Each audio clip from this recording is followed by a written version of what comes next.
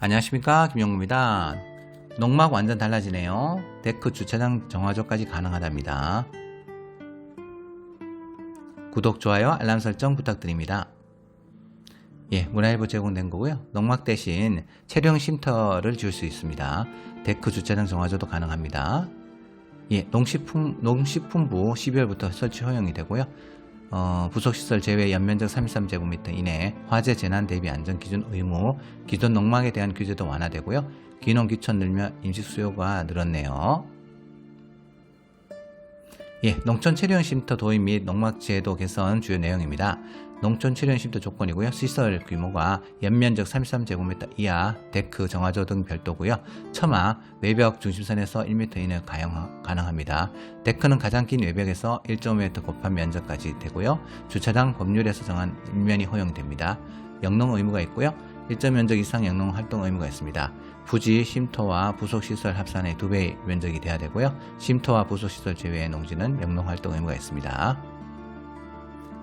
기존 농막 제도 개선이 됩니다. 연면적 20제곱미터 이하 데크 정화조 별도고요. 주차장 한면 설치 허용이 됩니다. 농지 대장 등재 의무가 되고요. 유예기간 3년 이후에는 불법 농막이 처분됩니다.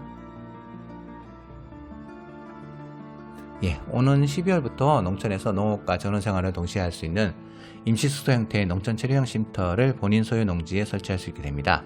기존 농막도 일정 기준을 충족할 경우에 쉼터로 전환할 수 있도록 했으며 정화조 주차장 시설도 설치할 수 있도록 했습니다.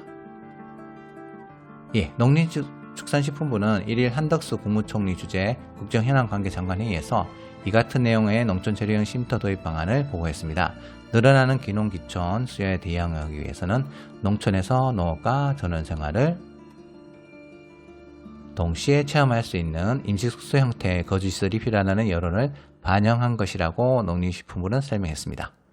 농지 내에 설치된 휴식공간이 기능을 하는 농막은 현행법상 숙박이 금지되어 있지만 사실상 숙소로 사용되어 왔습니다. 실제로 감사원이 전국 20개 지방자치단체 농막 33,140개를 전수조사한 결과 52%인 17,149건이 불법 증축 전형으로 확인되었고, 정부가 지난해 5월 농지법 시행규칙 개정을 통해 규제를 강화하게 됐습니다. 하지만 농막에 대한 과도한 규제를 제고해야 한다는 여론이 비등하자 지난 2월 민생토론회에서 농식품부는 새로운 형태의 주거시설인 농촌 체류형 쉼터를 내놓게 된 것입니다. 농촌 체류형 쉼터는 본인 소유 농지에 농지 전용 허가 등의 절차 없이 데크, 주차장, 정화조 등 부속시설을 제외한 연면적 33제곱미터 이내로 설치가 가능하고요. 최장 12년까지 사용할 수 있습니다.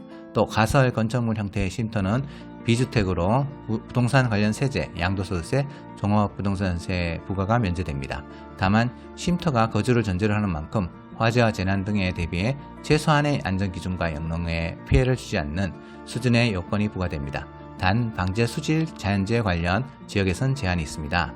농식품부는 사실상 임시숙소로 이용 중인 일부 불법 농막을 농촌 체류형 쉼터로 전환하는 기준과 절차도 이번에 제시했습니다. 이와는 별도로 기존 농막에 대한 규제를 개선했습니다. 농막 연면적 20제곱미터 이내에는 별도로 데크와 정화조를 설치하고 허용하고 한 면에 한해 주차장 설치도 허용키로 했습니다. 농지대장 미등재 농막에 대해서는 유예기간 3년 내에 농지대장 등재를 의무화했고요. 불법 농막은 3년간 전환 유도 후에 위전환 시 관련 법률에 따라서 처분됩니다.